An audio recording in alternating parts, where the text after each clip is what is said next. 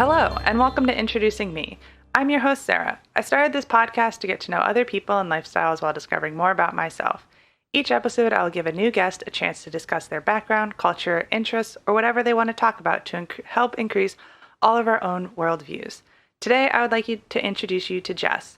Jess has a lot of different stories that she's going to share, so I don't fully know what we're going to talk about entirely, but I will give you the heads up that she lives in Australia. She did not grow up in Australia, but her growing up story from her childhood is not the best. And so she will be talking a little bit about some trauma that she has had. So I wanted to give that warning out before I introduced her. So in case, that is not something you want to listen to, that is completely okay. But we will be starting with some more fun stuff. So I encourage you to stick around at least for the beginning to get to know a little bit about Jess. So Jess, thank you so much for being here. Why don't you say hello and tell us a little bit about yourself? Well, first, thank you so much for having me on your show. So as you said, I'm Jess. I am 25 years old. I had to pause and think. I'm getting that old.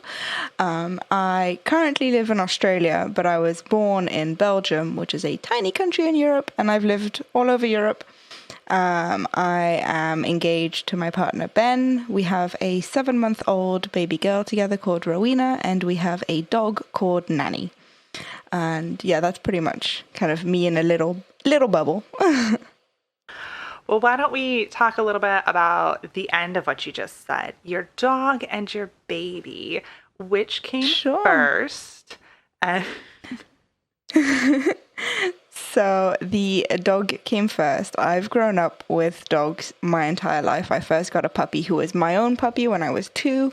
I got to name her. I had to train her, though I was 2, so she wasn't very well trained. So I've always had dogs. And when Ben and I moved in together initially, we were living in a place that didn't allow pets. And I kept telling him, the minute we can have pets, we're getting a pet. And Ben was terrified of dogs. Which kind of created an issue because there was no way I was not having a dog and there was no way he was having a dog.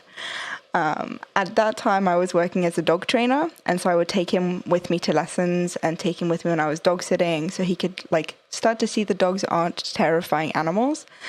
And he completely fell in love with dogs. There was a few dogs along that journey that made him completely fall in love with the idea of having a dog. And so then we moved to Australia.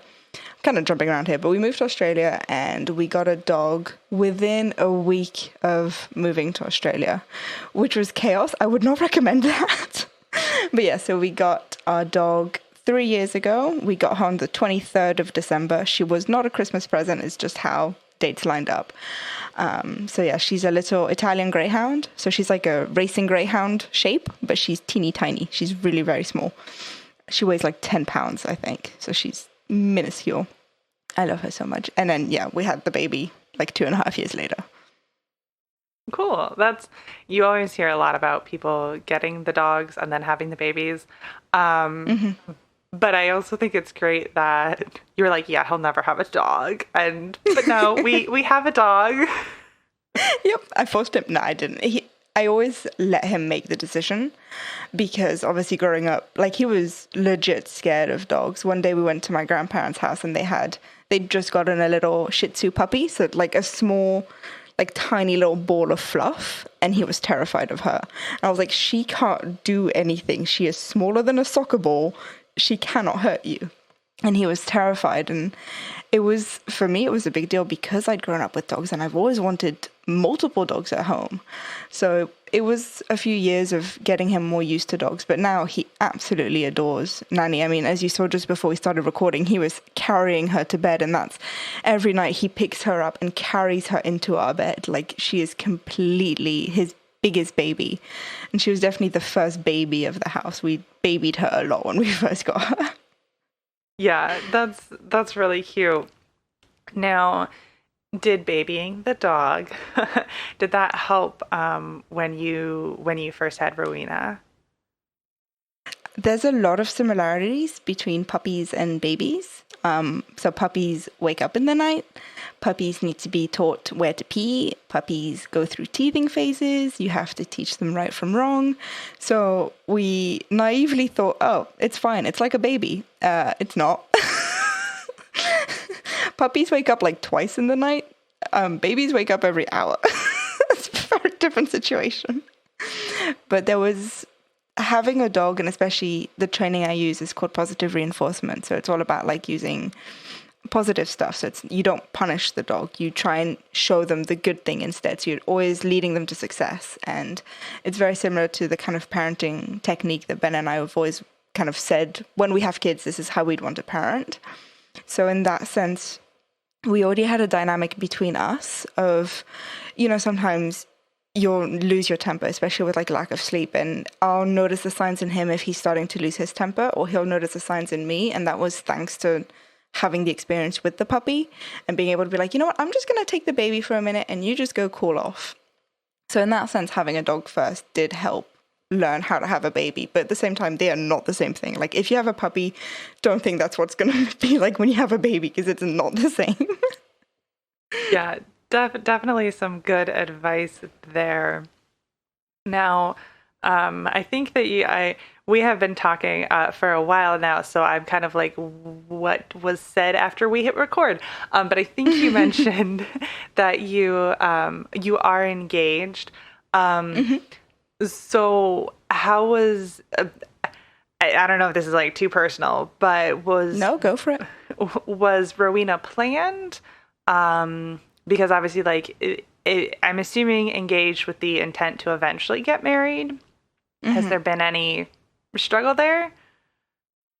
So with talking of getting married, we had a small, like, informal ceremony, I'll say. It's not, like, there was no officiant or anything. There was no religious or legal basis to it. It was just, we had a few friends meet us kind of in a park, and this was just before we left Belgium to move to Australia, because we knew, were we to get married out in Australia, most of our friends wouldn't be able to afford to fly out. So we consider ourselves married. We call each other husband and wife, which makes it very complicated when you're filling out legal forms, because you have to remember you're not actually legally married. So for us, we are already married, and the discussion of babies has always kind of been there. Even though we got together very young, we were 16 when we started dating. We've both always known we wanted kids. And we were 22, I want to say, when we started talking about it. And he was adamantly, it's not happening. And not happening in time, at least 26. I want to be done with university. And I was kind of on the opposite side. I was like, no, but like, I'm ready to kind of start trying now. And then about a year later, he suddenly changed his mind. I was like, you know what? Let's start trying. Let's have a baby. It doesn't matter if I'm university. Let's get this done. It took us 11 months to conceive. So that's quite a long time for a young couple. Like younger couples with no health issues should only take about 6 months. So that really affected my mental health, and I spiraled completely out of control after a while. But no, she was definitely very much planned, very much wanted. So she took her time to get here, but she was wanted. Yes, and now you shared some exciting news about her before we started recording. So do you want to share that news here? Yes, she said her first word. She said mama. In context, looking at me, it wasn't just random, because she's been doing the random mama for days now.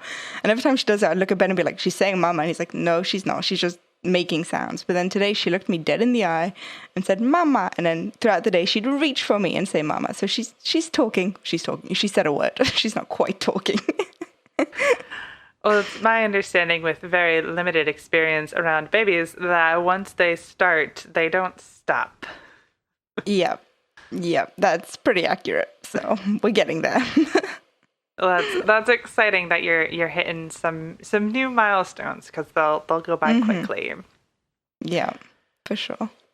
So do you want to kind of switch gears and talk a little bit about where you've lived? And, you know, so you've been in Australia for a couple years. Where else have you lived? And just kind of take us through that little process. Sure. So I was born in Belgium, which, as I said, is a very small country in Europe. It's near France and Germany. Those are kind of like the two big countries people know of in Europe. So I was born in Belgium, and I lived there till I was 8. And then my parents divorced when I was 18 months old, and my mom had custody of me. And when I was 8, we then moved to Monaco, which is an even smaller country in Europe. Most people know it because of the Formula One race that's there every year. Basically, Monaco is like in the south of France, very near Italy. And we lived there for 9 or 10 months, and then we moved near London in the UK, and we lived there for like a year and a bit. And then we moved back to Belgium, and we stayed there until I finished high school. And then I alone moved to the Seychelles for 6 months. So Seychelles is a group of islands off of the coast of Africa. Basically, if you take Madagascar and you take Kenya and you draw 2 lines, where those 2 lines will meet is a tiny group of islands called the Seychelles, and I lived there. And I lived, I guess you could say, in Mexico for 6 weeks. And then I moved to Australia 3 years ago. So kind of in between the Seychelles and Mexico, I'd always go back to Belgium and live there until like a new adventure called me. So very nomadic. Yeah, that's definitely a lot of different places. Do you have a favorite? It depends how you would classify favorite. I'm very sappy, and I'd have to say probably Belgium, in the sense that that's where Ben and I met. And when I lived in the Seychelles and when I lived in Mexico, we were together, but he was living in Belgium. So that was always home base for me, and always like where I wanted to return outside of my sappiness.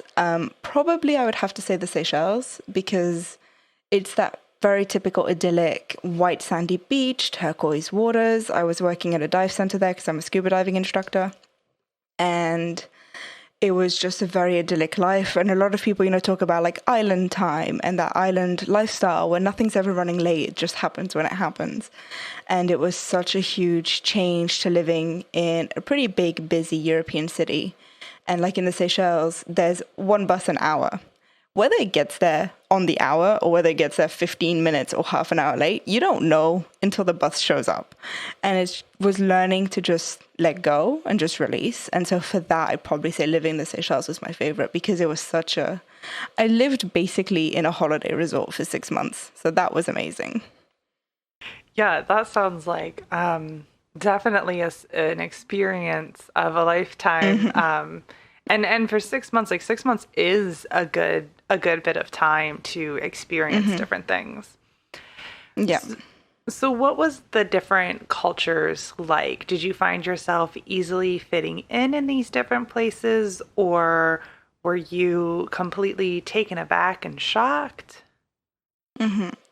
So obviously Monaco in the UK was so similar to Belgium, and my mom is of Scottish origin, so living in the UK was pretty normal for us. We were going to the UK all the time anyway, so that was nothing. Going to the Seychelles was a really big shock. So I went as part of a volunteer program, I guess you can call it. It's called GVI. They have volunteer programs all over the world based on different things. And so I was part of the scuba diving research team with them. And so how it was split up is it was 3 months living on camp and then 3 months living and working at a dive center. And so what that meant was that I was surrounded by people from all sorts of different cultures and countries. Like there was Americans, Australians, there was other Brits, there was Danish people, Finnish people, Norwegian people, there was Canadians, like there was everybody.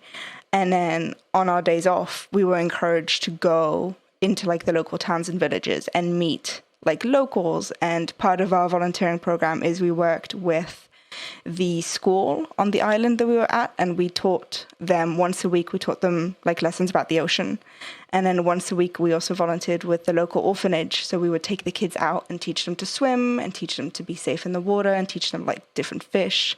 So it was really axed on living within the local community, and it was such, like, as I said, because it's like island life and it was completely different, and they speak Creole, but like Seychellois Creole, which is different to like other Creole.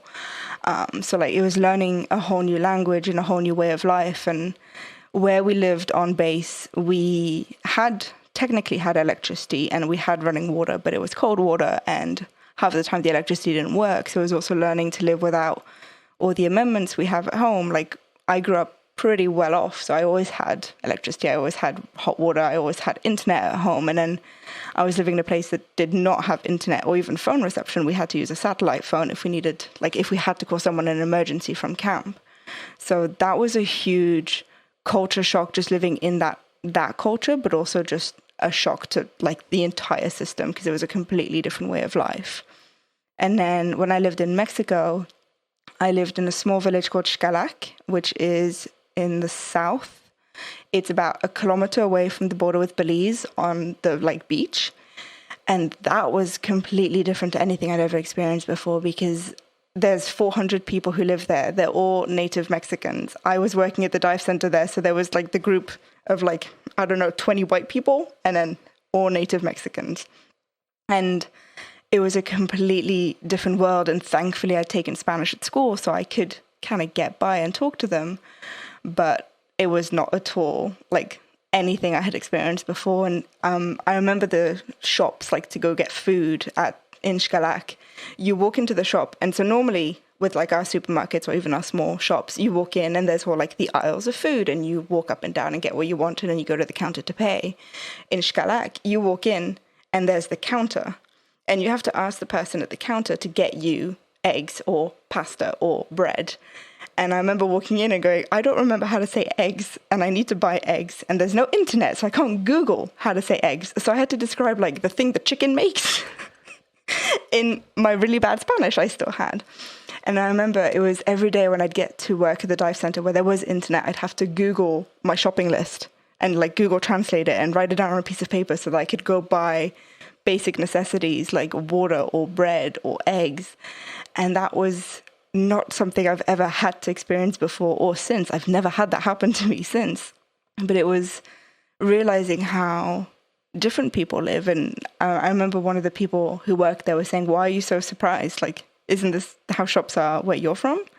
And I just looked at him, I said, not at all. Like, where I'm from, we just walk in, we get what we need, and we walk out. And he said, well, that's so impersonal. Here you can chat with me and we can have a conversation, you can get to know me. And I realized just how different my life was to these people. Whether you think it's good or bad, it was such a huge culture shock once again. Yeah, that's definitely different than anything I've heard. The only experience that I've had similar to that in the shops, I was not expecting that is what you were going to describe. There was a shop when I did my semester abroad in London. I believe it was called Argos, was like a big chain. And it was like you went in and there was a counter, and they had kiosks where you could like look up what you wanted, and then I feel like you got like a code or something, and you were like, the code, this is what I want, and then they'd like, I don't know, go into this big warehouse and pull out whatever you wanted. But it wasn't groceries. Like, yeah, you know, I think about the long lists that I make when I go grocery shopping, that I'm like, I would be going to the grocery store every day to just get like short lists. But if it's personal, like that's the goal. Yeah, and it was amazing because I got to learn so much about like Xcalac and the history of the village, and learning about the people who lived there. And I only lived there for 6 weeks, but I do consider that I lived there. Like, I knew so many people in the village, and I was genuinely sad, and I was losing friends when I left. So it was such a completely different experience, for sure. Yeah. Did you plan to stay there for longer than 6 weeks, or was that your like allotted time? So that was kind of my allotted time. So I was again with GVI, that company, but this was a completely different thing. I wasn't doing research. It was actually my training to become a diving instructor. So how it works often in diving is you get your training, and in exchange you work for them. So there's no payment or anything. So you don't get paid for work, but you don't have to pay them to get trained, because training in diving is very, very expensive. It can be several thousands of dollars for like a 2-day course. So how it worked here is I was housed for free. I was housed, and I was trained to be a scuba diving instructor and a first aid instructor. But in exchange, I worked for them for 6 weeks, because that kind of covered all my costs. So that's why after the 6 weeks, I came home, because like that was kind of the end of the contract we had agreed on, kind of thing. Yeah. Okay. I wasn't sure, because like you said, how like you were losing friends. So it's like you were going into it knowing, I'm only here for 6 weeks. This is all I get. Yeah. Yeah. So you mentioned a little bit, especially there, about the language barrier. Do you know other languages? Have you had language barriers in other places? So because I'm born in Belgium, I'm fluent in French. My dad is actually French and my partner's French. So I'm fluent English, French, and have been basically since birth. And I speak Spanish much more now since I lived in Mexico than before. I used to speak a bit of Flemish, which is a variant of Dutch that's spoken in Belgium. I technically speak what's called Bruxellaire, which is like the Brussels dialect from Belgium. Other than that, I don't speak any other languages. I've definitely experienced a lot of language barriers. My parents, as I said, were separated, but both have always really pushed learning about different cultures and traveling. So I've been really, really very fortunate that I've seen a lot of countries around the world. But with that comes language barriers. So like I've been to Thailand and Morocco, and both my parents are always very adamant, you don't do tourist stuff when you're in a country. You actually see the country for what it is. So, like, I've found myself in Thailand with my mom, and we didn't know where we were, and we couldn't speak to people and ask them, like, where we were and how do we get back to where we need to be. So that's an experience trying to like mime things and like trying to get through, but we've always managed. I've never had issues to that extent. Like we've always found a way around language barriers, but it's definitely something I've experienced a few times. Yeah, I love the mindset of experience the actual culture, don't do the touristy things. I always try to like hit up at least one touristy things because like I don't know, you can't you can't like go to Paris and not see the Eiffel Tower. Yeah. Because it's just there, but to do everything else is really cool. Yeah. You said that your partner is French as well. Yeah. So do you speak French in the house or do you go all English? So we used to speak French, and then we decided to move to Australia. And so, bit of a backstory about languages. Ben and I met in high school. We went to what's called the European School.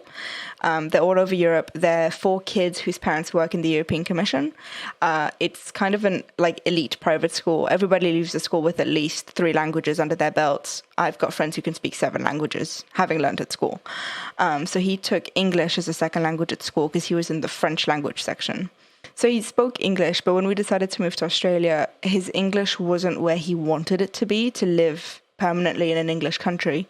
So then we switched to speaking in English at home. That was probably about 4 years ago.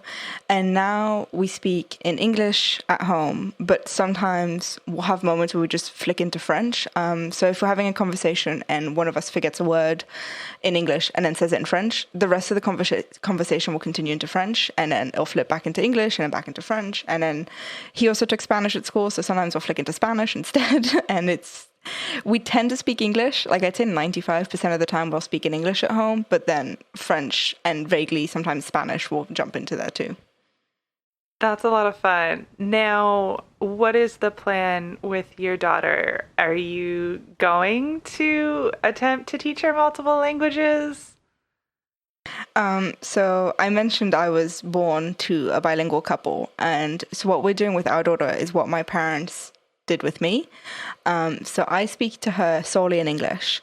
Ben speaks to her solely in French, and then at home we speak in English, and then sometimes we'll flick into French. I do try and teach her French stuff though when I'm with her, especially if I have her for like a day. I'll still like teach her things, especially so she's 7 months old, so she's really starting to learn the names of things, like the names of colors. So I'll tell her like that block is red, and then I'll say the same sentence in French.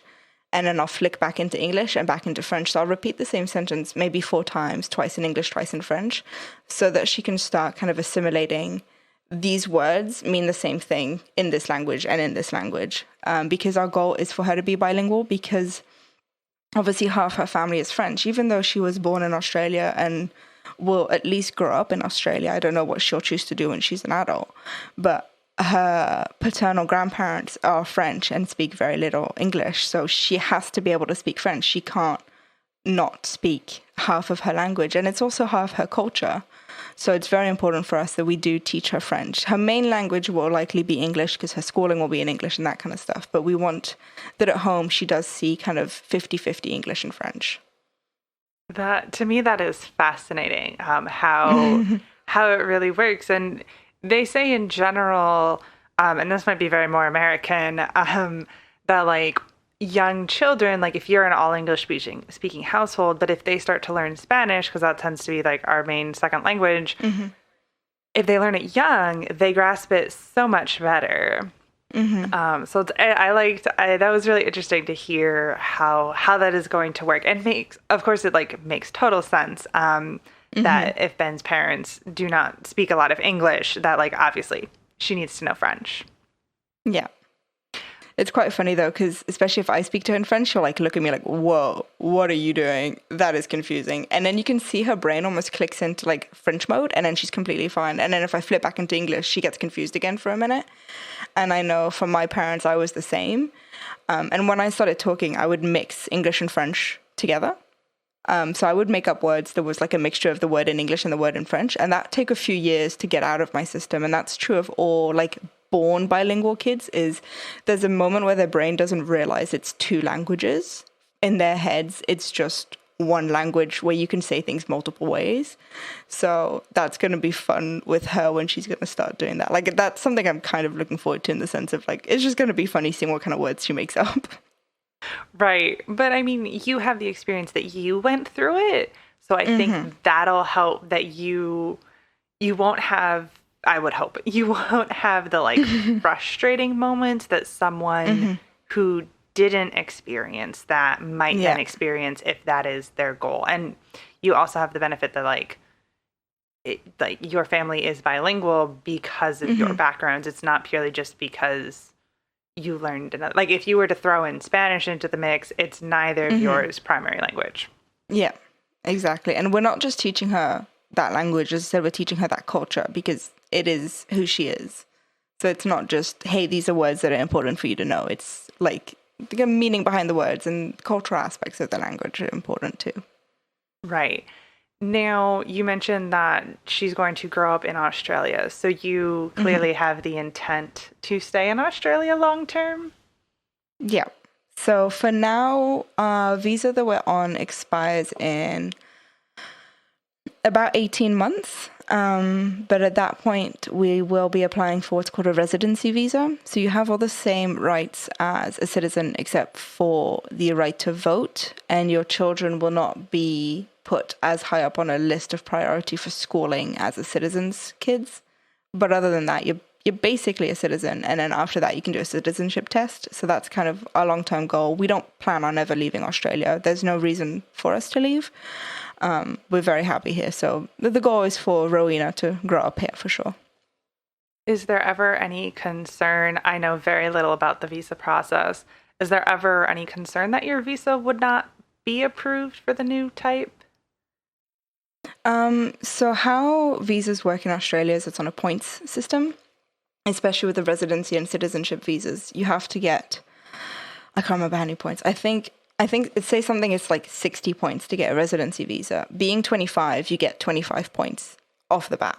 Speaking X level of English, you get another 10 points. Having lived here for a few years, you get 5 points. And so you just have to hit all these criteria. And then once you hit the criteria, you can get the visa. You have to pay, obviously, for the visa, but then you can get the visa.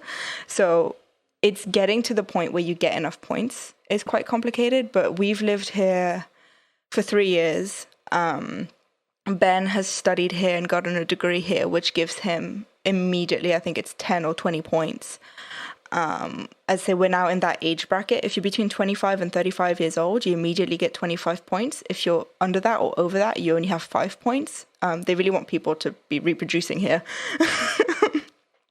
So we know by the time this visa expires, we'll have enough points to get residency visas. And it doesn't add points, but it does push our case further that we have a child who was born here.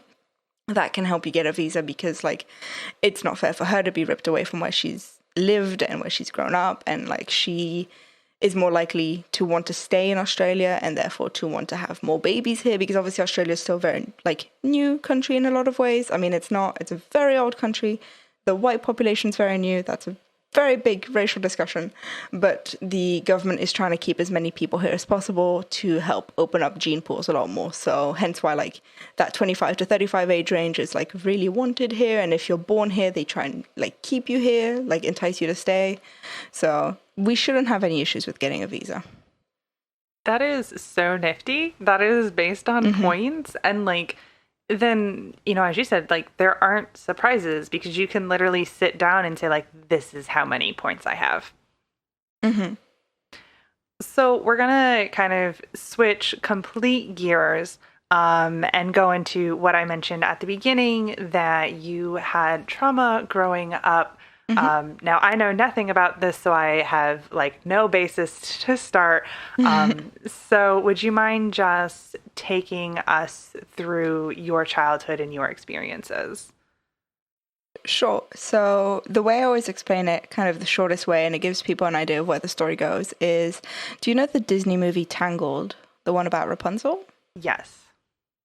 So Mother Gothel, my mom was very similar to her, only worse. And that tends to give people kind of an idea of where things go. The way I always start the story is when I realized something was wrong. And it was actually watching the movie Tangled. I was about 15 and my best friend kept saying, you have to watch this movie, it's amazing, I'll lend you the DVD. So she lent me the DVD and I sat down and I watched it.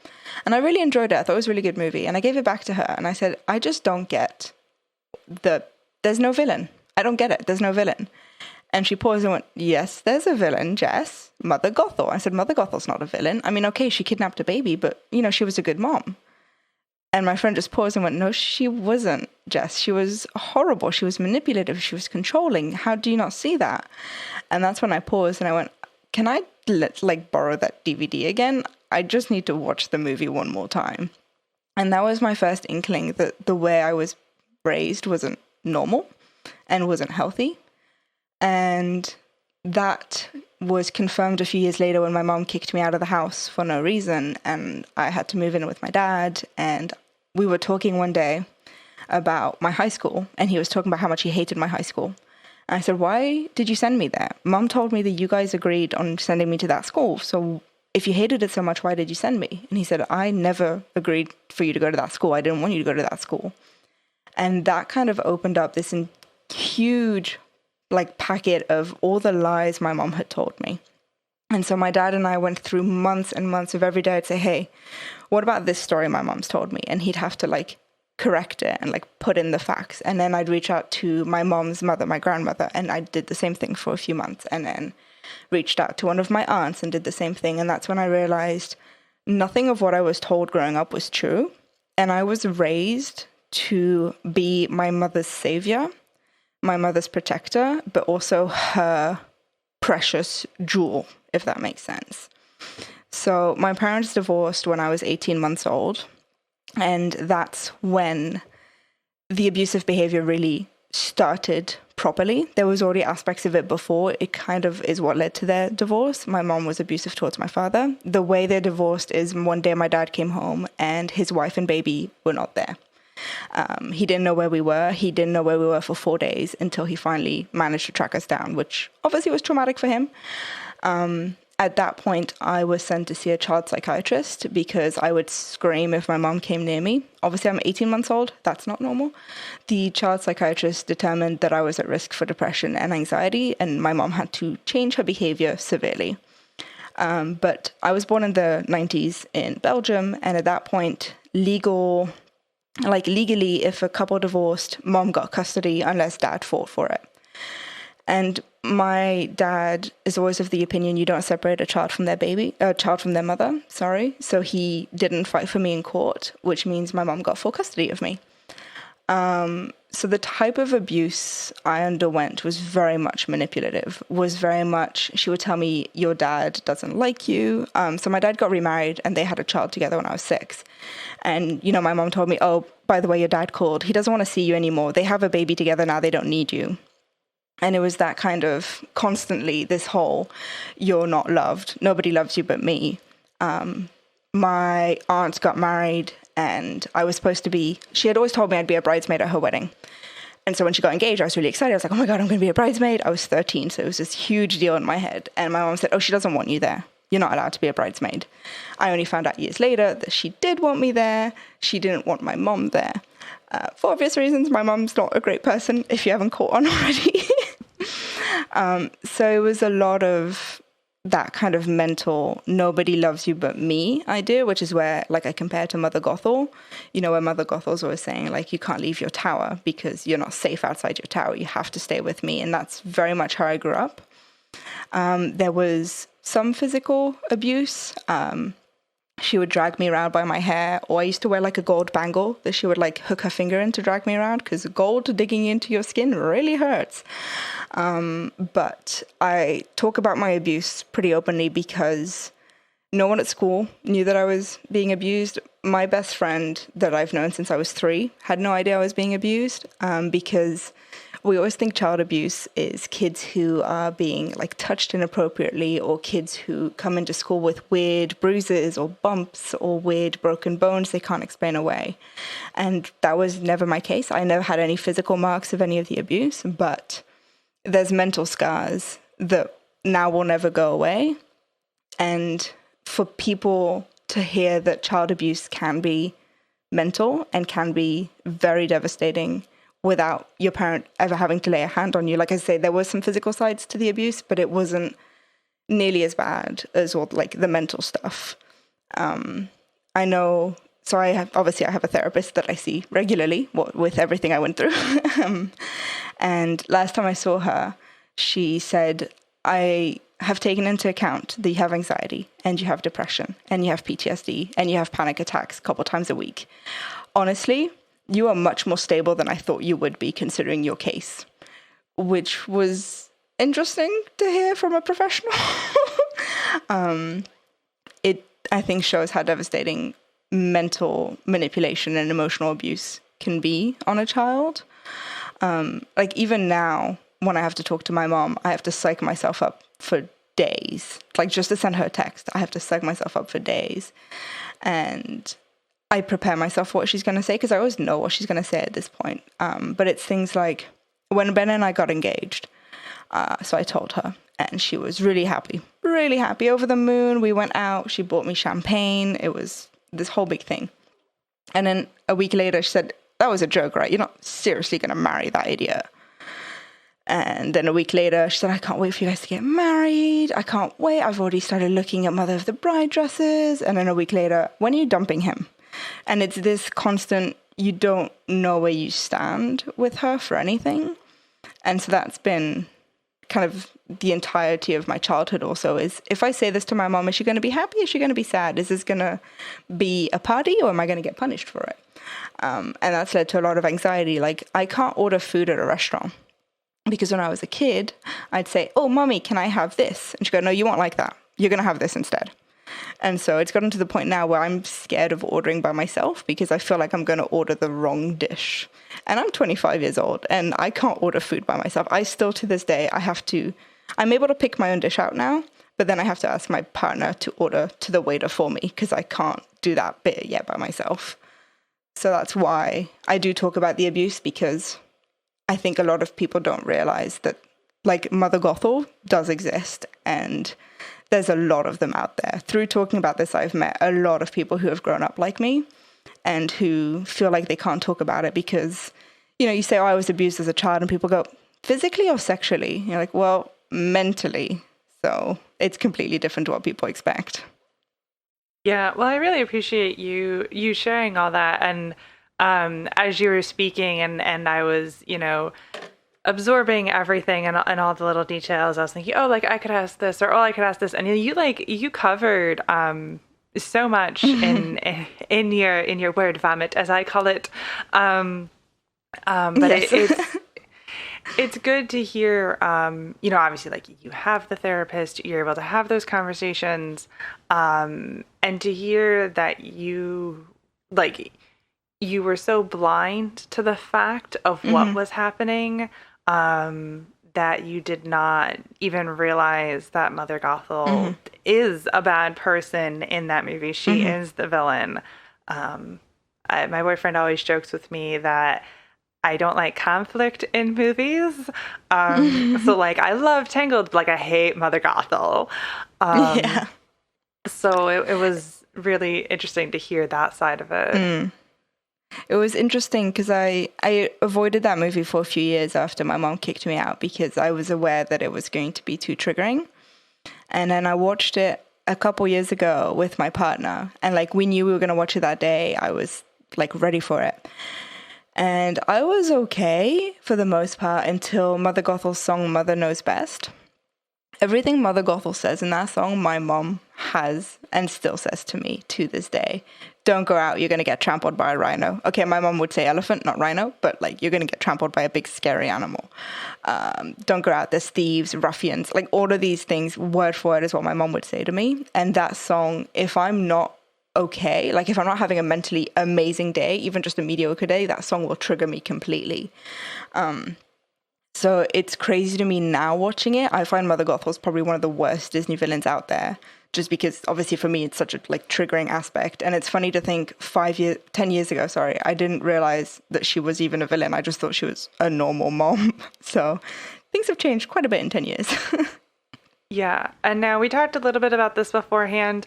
But how has your relationship with your mother, experience all of that, transformed you into the mother that you are today?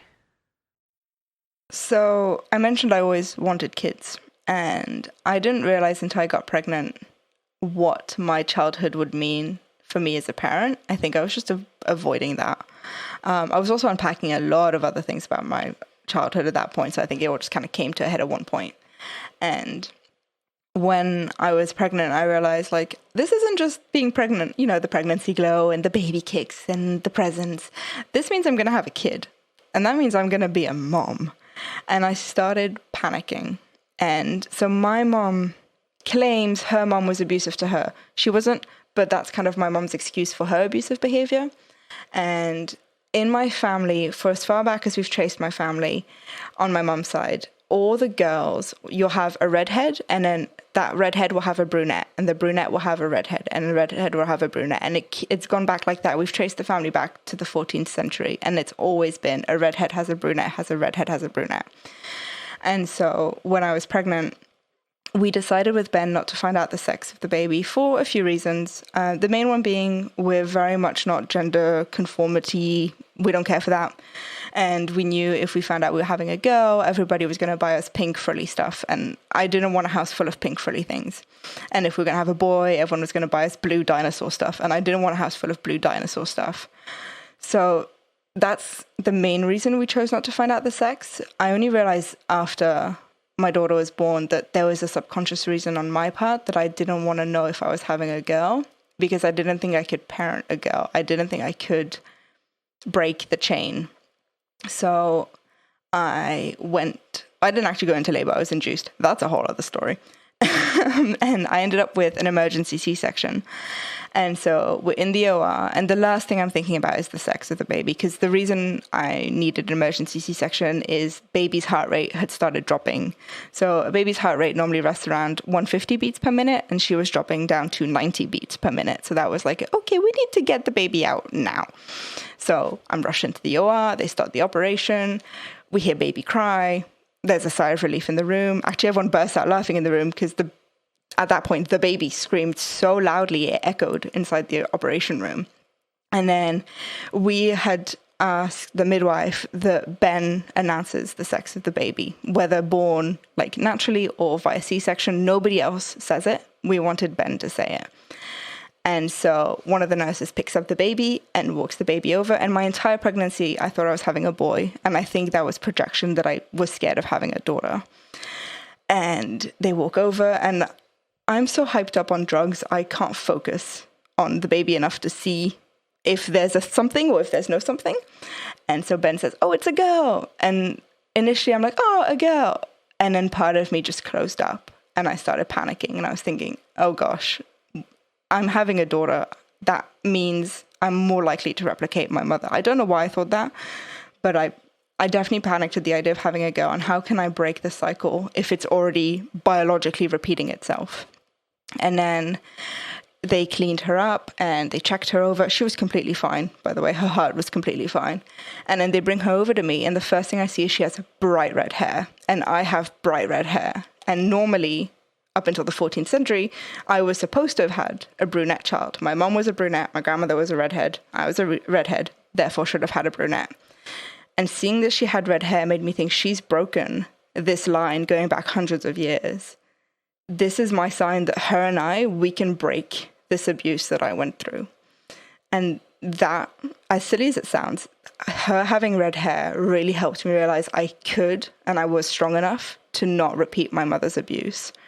And my mother was actually here when I gave birth because she normally lives in Europe.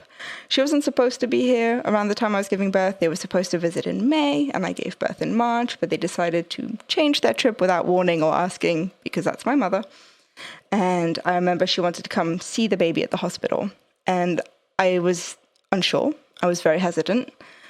But then I decided I want to give her a chance at being a grandmother because there have been stories of abusive parents turning into loving grandparents. So she came to visit me at the hospital the next day and she was holding my daughter. And I started hearing some of those key sentences from her, those small bits of manipulation, stuff like, oh, it's a good thing you don't look like your dad. And that made me think, okay, she's repeating with her what she did with me. And I can't let that happen. And that was another one of those moments I realized I'm not my mom. Because my mom wouldn't have reacted that way. My mom never protected me, and I believe as a parent, your job is to protect your child.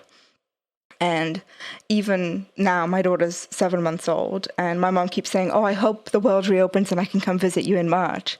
And I could be saying, yep, we'll see how things go. And I know if the world does reopen, I don't want her to visit us in March for my daughter's first birthday. I want my dad to come visit us. I want Ben's parents to visit us. I want my friends from home to visit us, but I know I don't want my mom here, and I know I'll put my foot down to protect my daughter from her.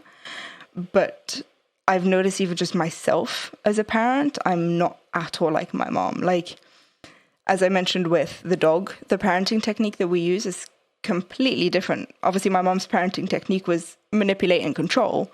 And what we're using is called RIE. So it's respectful parenting. So it's teaching my daughter how to be respectful by showing her respect at all times. So like with my mom, if I was doing something bad, she'd smack my hand and tell me to shut it or whatever. Whereas with my daughter, if she's doing something we don't want her to do, like today she was playing with my glasses and I'd say, Rowena, I can see you want to play with my glasses, but you're not being very safe with them. If you're not going to be safe, I'm going to have to take them away from you. And so then she continued not being safe because she's 7 months old and doesn't realize she can poke herself in the eye. And so I'd say, I've already warned you. If you're not going to be safe, I have to take them away from you. I'm taking the glasses away now. And I've noticed that's a complete opposite of what my mom would do. My mom would just grab things out of my hand and not explain, whereas I'll explain first before I even touch her. So I'd like to think that we've broken the cycle. And I think she's the reason I broke the cycle. Like Rowena's the reason because of her hair. As silly as that sounds, it's her hair. And honestly, you know, little things like that, whether it's a superstition or it literally, like, you know, as you explained it, broke this tradition that really existed. You know, it's okay to believe in that. And it sounds like, you know, from even just those few examples that you are a great mom and Rowena is very lucky to have you. So I commend you on working all of that out. Thank you. That's very nice to hear. So we are high up on time in terms of recording. So I'm gonna, with all of my guests, I ask like a fun last question that's completely random. So I am going to segue into that before we close it out here. My question for you today is, what is your favorite kind of drink? That could be alcoholic, that could be a type of coffee, whatever it is, any choice. That's a very good question. I'm trying to think. Completely pulling a blank. It's midnight. My brain is asleep. My favorite type of drink. Oh, there was a restaurant we used to go to with Ben in Brussels, and they served once at the end of the meal for free, because we went there a lot and we were friends with one of the servers, a shot of like cinnamon flavored rum. And I haven't had it since, but that was a really, really good drink. And it was just obviously just a shot, but it was really nice. And like the cinnamon taste, I love rum anyway, so I'd probably say like, yes, cinnamon spiced rum. Cool. Cool. I made you think on that one, so it's always Yep, fun. definitely. All right, that brings this episode to a close. There will be lots of information in the description, and we want to say something to the listeners, just that if you are ever going through something that, might not be safe, is a bit unknown, you have questions, you're concerned, reach out to someone. There are so many resources out there. The internet is your friend in finding them. Obviously, since Jess is in Australia, like most of her resources are there, but we encourage you to reach out to someone. On a brighter note, if you want to connect more with Jess, she has a podcast and a YouTube channel. Her YouTube channel is called Story Diver. She releases a couple episodes a week, and one of them is always Hunger Games related. So if you are a fan of that book series, definitely go check her out. And she also has a podcast as well, which prior to this episode I recorded for her. Her podcast is called RSV Pod, and she talks to different people each episode about their commitment story. So if you want to hear more about me and my boyfriend, go over and take a listen there. It will be out a little bit later in the week if you are listening to this episode the day that it does come out.